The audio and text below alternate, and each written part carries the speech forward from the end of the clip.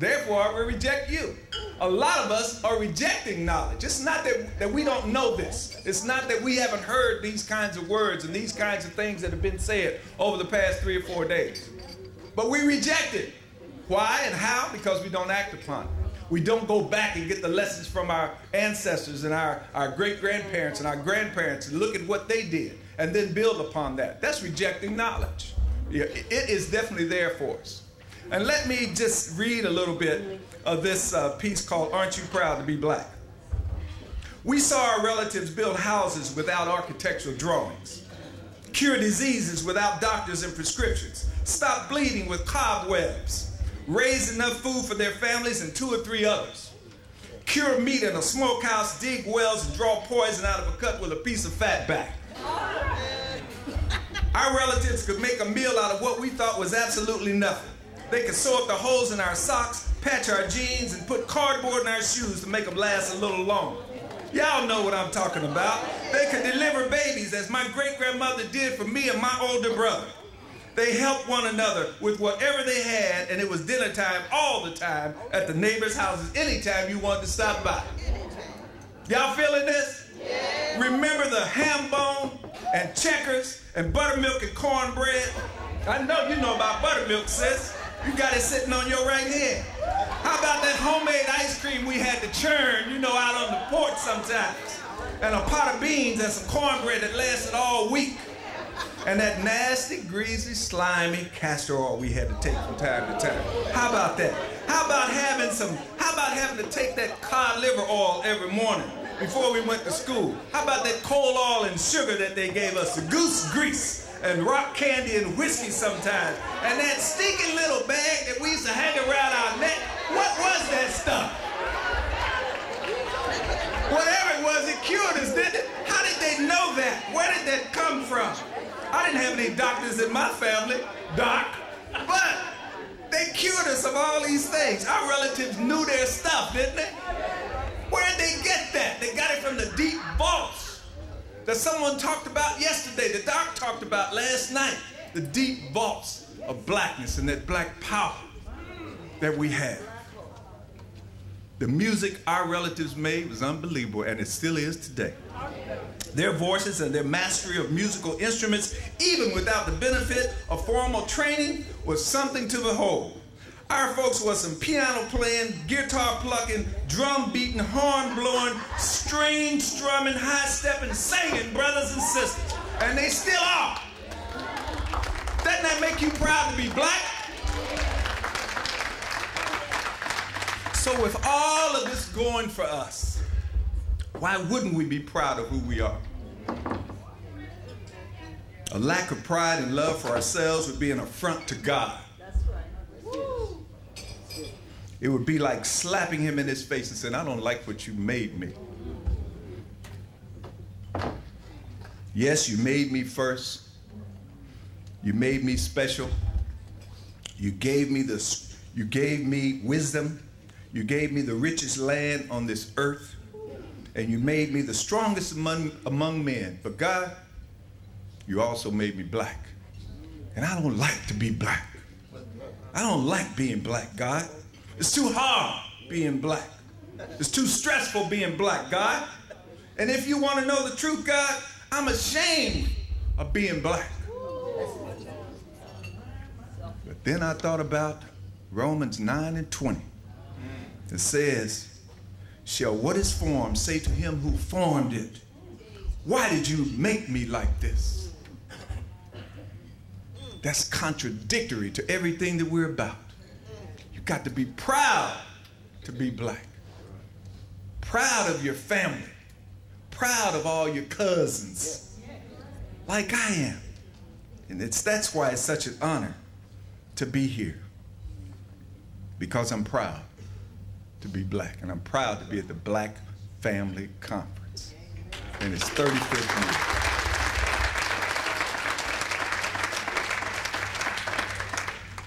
year. Now, Brother Johnson, when he spoke Thursday, those of you who were here, you had to notice the brother was crying. You see this brother standing here today. he turned around and he just broke down. I have this theory about men crying. The older you get, the easier the tears come. And I thought about that. I wonder, why is that? And you know why it is? I think is that we've been taught to hold it in so much when we're young as men. Don't let them see you cry. Be a man. I'm just a little boy. Be a man. And we've gotten this thing turned around backwards here. That we can't do certain things because we've been taught to do the opposite of what we should do. And now we have grown men walking around looking like little boys, and little boys looking like grown men and being taught to act like grown men. There's nothing wrong with a man showing his emotions and crying. And we saw this man Thursday, so dedicated and so serious about what he was talking about that it touched him to such a degree that he just cried through his message. Don't y'all know that Hezekiah cried? Don't you know that Nehemiah cried? Say it, sister. Jesus wept. We have, in order to be men and do the things that we are supposed to do as men, we can't be ashamed to be men. And part of being a man is crying. Crying for your people. Crying for the condition that your people find themselves in. There's nothing wrong with that. And out of those tears is going to come some victories. It's going to come some, because you're releasing it. It's going to come some victories. So we have to stop buying into these myths and into these scenarios that are negative for us, that keep us where the status quo wants to keep us. Because in this day and age, I assert very strongly that after 400 years officially in this country, in 2019, we are just an afterthought to the status quo. Just an afterthought. And I talked about that as well. And again, I'm trying to set the stage for us because we're going to move to some doing things. But I want to set the stage for us because if we know who we are and what our role is and how we connect to this society, we're better able to deal with it and to do the things that we talked about, that have been talked about all weekend here at this conference. An afterthought. I suggest that's all we are. And if anything is going to be done about it, guess who's going to have to do it? After our official arrival in this land in 1619, up until now, we have been overlooked, mistreated, denied access, used and abused, enslaved, auctioned off, whipped, branded, raped, lynched, or otherwise murdered, unjustly incarcerated, corralled in urban centers and then destroyed by urban renewal, shot 27 times, 41 times, and 50 times by police officers, hosed down, bitten by dogs, beat down for trying to walk across a bridge, cheated by banks and insurance companies, used in wars, used as guinea pigs for medical experiments, denied the right to vote even after the 15th Amendment, excluded from economic development projects, paid less than white folks for doing the same jobs, denied employment and promotions, discriminated against at every turn, gerrymandered, firebombed, maced, tasered, choked, prodded in the rectum with a broomstick in the hands of a police officer, abandoned to drown in the polluted and alligator-infested waters left in Katrina's wake, and then, to add insult to injury, or just to really let us know how much of an afterthought we are, nearly 2 years after, let's make it nearly 3 now, after Hurricane Katrina, black people in New Orleans are still homeless, still jobless, and still suffering.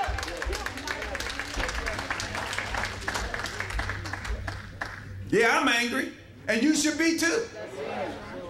As a matter of fact, everybody in this country, I don't care what color they are, should be angry at how millions of people have been mistreated for nearly 400 years. But this is not about everyone else, y'all. It's about us, black people. It's about a simple question. What are we going to do about it? Now what? Now what? Now, we've dealt with the so what question because for the last 45 years or so, we've simply ignored it with our actions.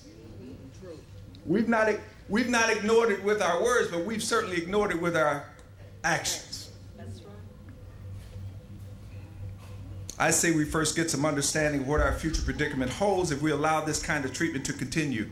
Then we commit to working together like other groups are doing across this nation to empower ourselves with the resources we have.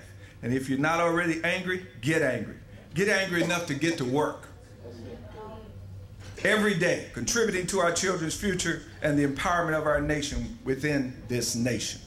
We don't need another year, another presidential election, another corrupt administration, another decade, much less another 400 years to make us realize that we are on our own. We have work to do, and we have to do it with an attitude. The title of my book is Black Empowerment with an Attitude. You got a problem with that? No problem. Now, anybody that has a problem with that, we have some work to do. The attitude that I'm talking about is the attitude of love and concern and caring and fear. It's like a child of yours that may run out into the street and a car might come and screech and almost hit them. You grab that child, and what's the first thing you do? You know you spank him. You love that child to death, but you're going to tap that hiney, right? Because you told him not to go out there in the street. And you were so afraid that that child was going to get hurt or run over. Your first reaction was to give him some corporal punishment. And then the next reaction was to hug him to death. Hug him and squeeze him or her. That happened to me with my young daughter. That's the way I feel about our people. We're standing in the middle of the street on a superhighway. And I'm yelling and screaming, get out of the way. Move, don't go out there anymore. Come back, let's be safe. Don't put yourselves in danger. So that attitude is not about being hateful of anybody. It's not hating anybody, disliking anybody. It's about loving and caring the black family. Caring for the black family. That's what it's about. That's the attitude that I have when I talk about these things. Some people think it's a little edgy, a little too over the top, and it's too black and all of that. I don't know how that's possible. I don't. But some people say that. That's just too black, Jim. You got to stop talking all that black stuff.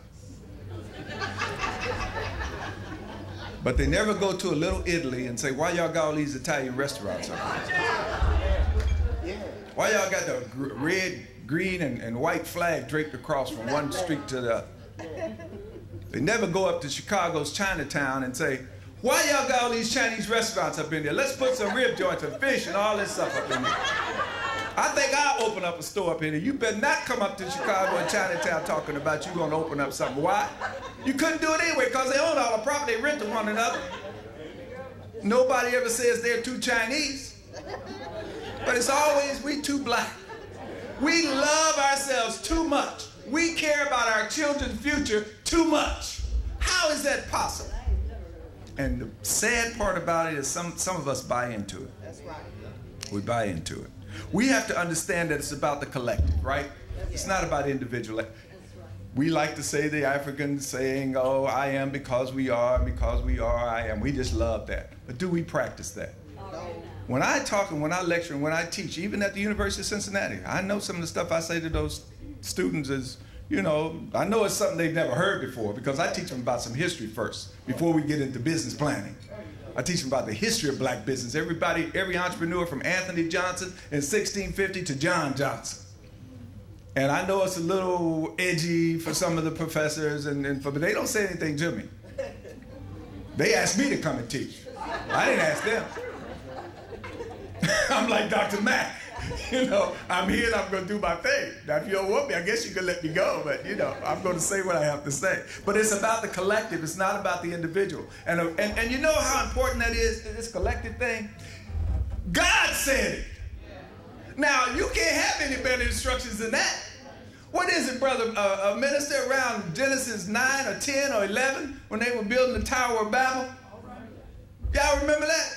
You remember what God said?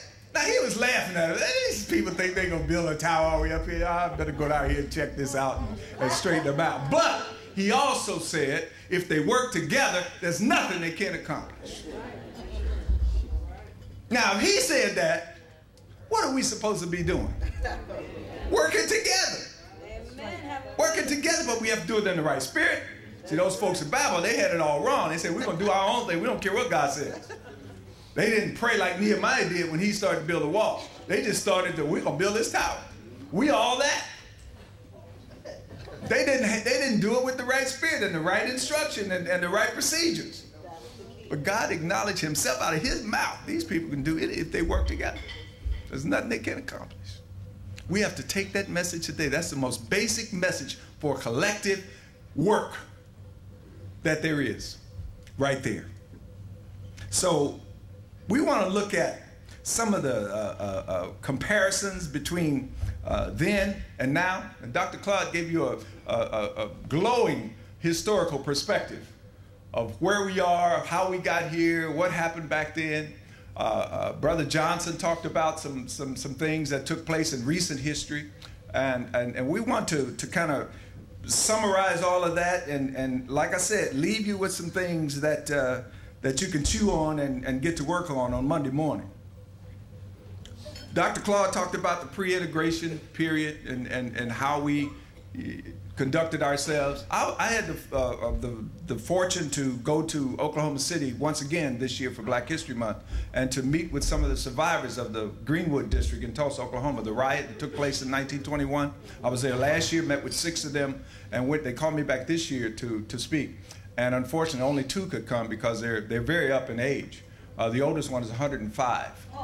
And they get around and they make every effort, but the flu was going around and 4 of them got sick, so they couldn't come. But I had the privilege to talk with them and to touch them and to hear their stories about what happened to their families and everything. But I also, what we celebrated was not the riot, not the tragedy. We celebrated the triumph.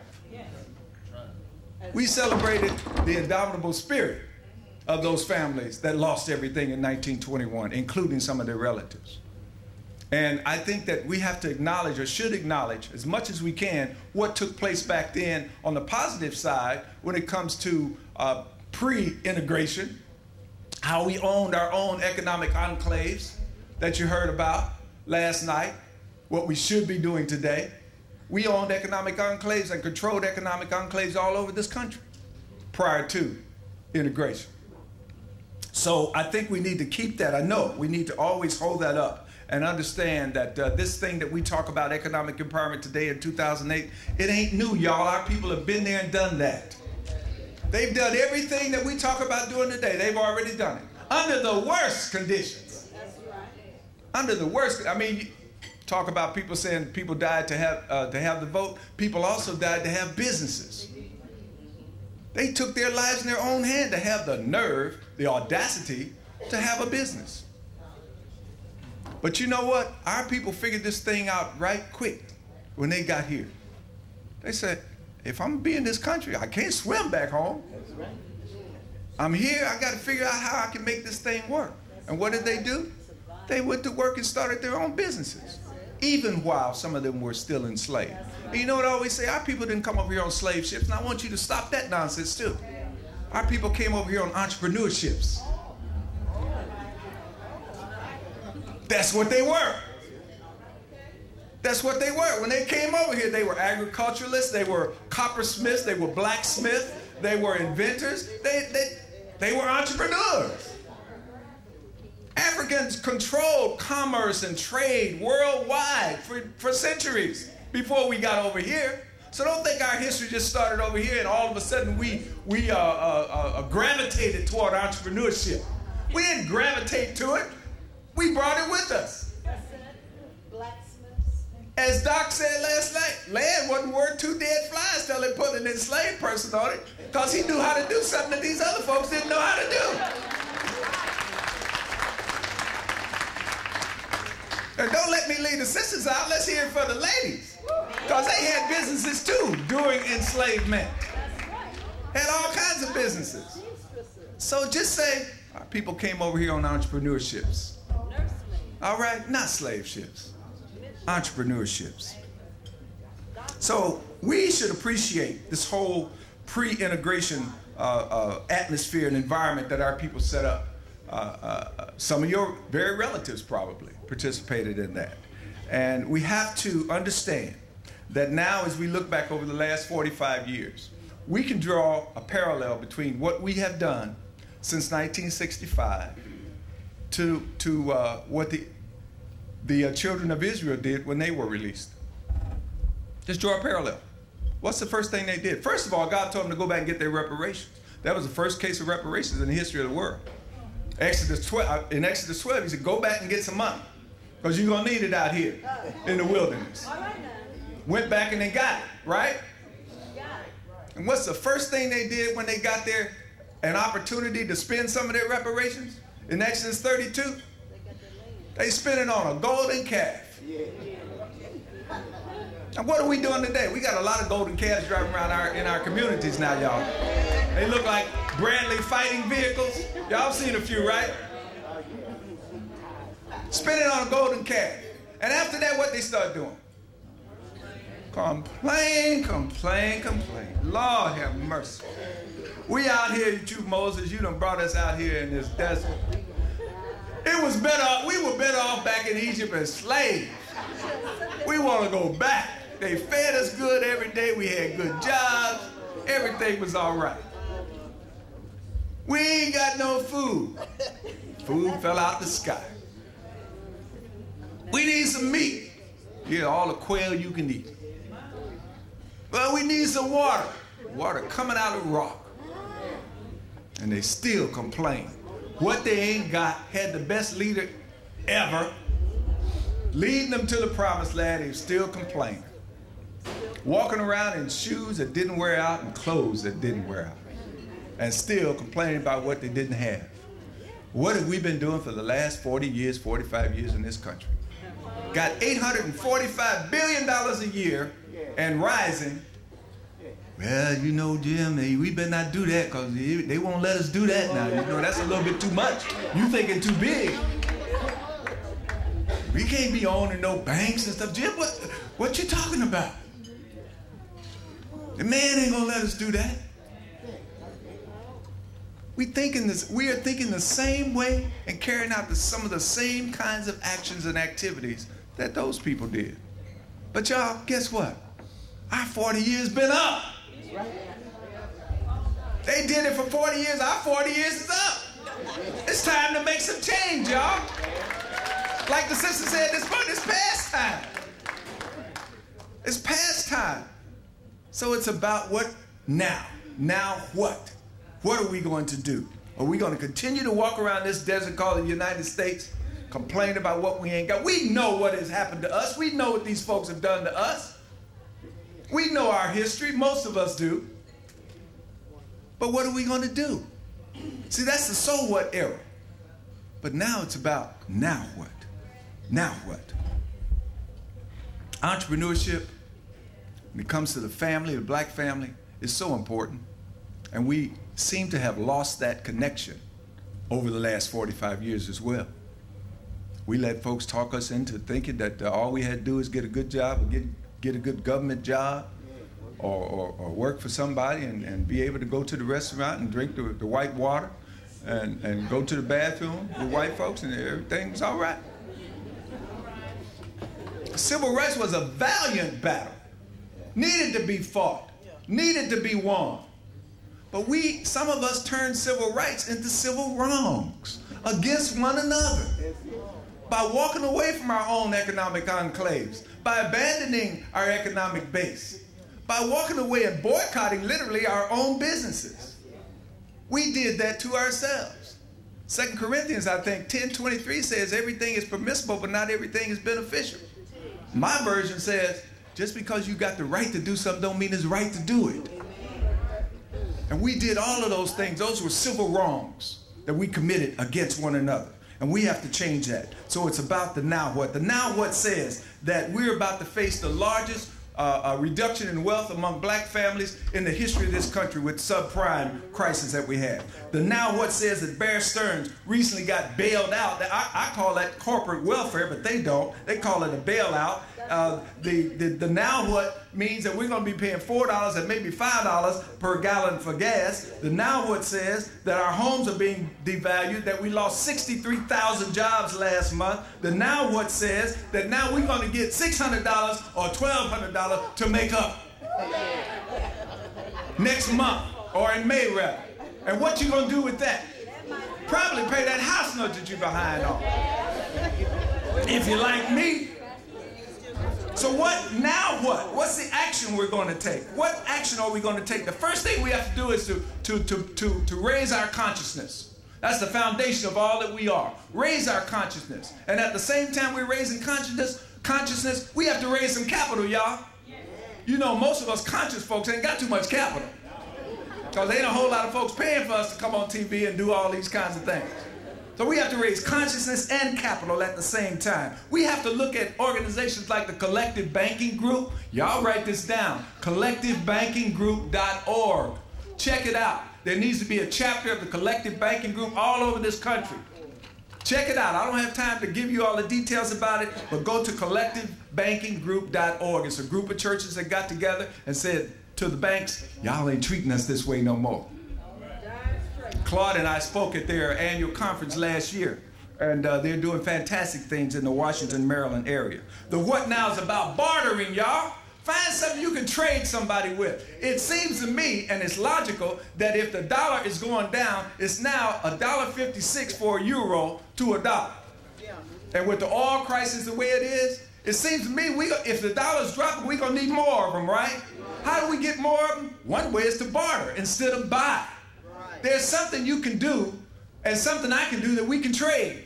That's right. Will save both of us some money. So consider setting up a bartering system of some kind, whether it's in your family, in your church, in your community, in your neighborhood, wherever. Think about bartering and think about entrepreneurship in general. Starting businesses and growing those businesses so that we can exchange our dollars among ourselves and that we can hire some of our children. James Brown said, I'm black and I'm proud, but he also said, let's get together and get some land, raise our food like the man, save our money like the mob, put up a factory and own the job. If you own some jobs, you can give them to your children. You can't pass on a job to somebody unless you own it. So let's do what James Brown told us to do. And understand this family. The family is such a powerful entity that we should be starting some revolving loan funds, some equity funds, some investment funds. If not in your family, because all of us got some knuckleheads we wouldn't trust $2 with. But get a group and start some equity funds. Start some kind of revolving loan fund. Don't you know that's how Motown started? Barry Gordy presented a proposal to his family, got $800. Looked around a few years later and sold it for $61 million. We have to support ourselves, so let's start these kinds of entities. They started in Africa, y'all, but now everybody's doing them except Africans. You know about Susus. Everybody copied that. We have to get back to that, to taking care of ourselves and taking charge of our future and then building an economic foundation that we can leave here for our children. That's the now what. So I charge you as I close. I charge us. This is the charge. You always have to give a charge when you leave, right, sis? I charge you to love one another more.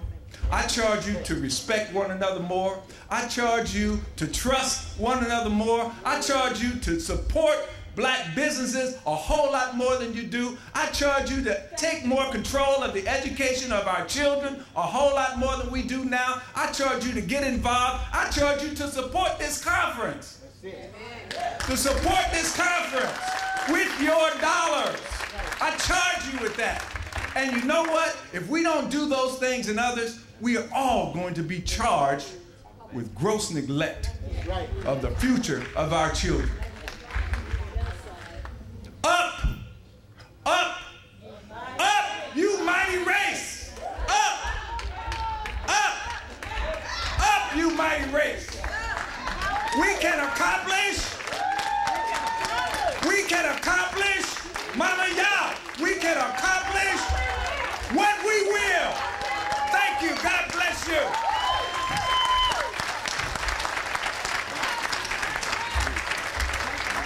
Thank you.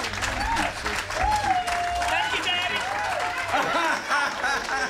Thank you. Just a couple things. We're not going to hold you very long. I'm Maureen Taylor, Archer Vice President.